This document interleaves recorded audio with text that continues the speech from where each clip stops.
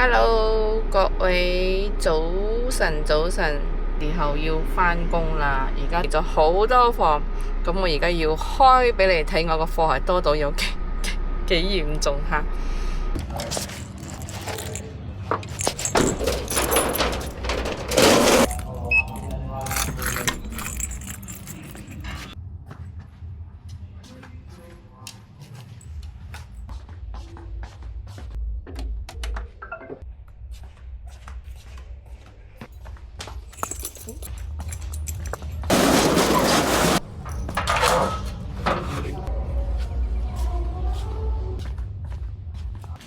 睇到冇？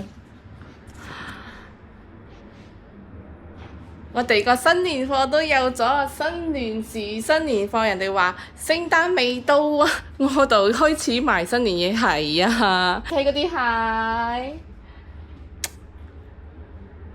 真係貨多到嗰啲包包見到嘛？我每日點解係都會開嘢？由我開始創業到而家，我親自親力咁樣同我啲員工一齊拼搏㗎，我都唔敢每日。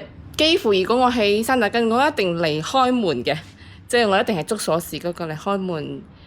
因為我想佢哋講，俾佢哋一個感覺就係我唔會講拋低佢哋，我自己係 hea 咁樣嘅，唔會嘅。即係我想做一個榜樣俾佢哋啦，所以又係一個美好嘅一日開始啊！我哋就要加油啦！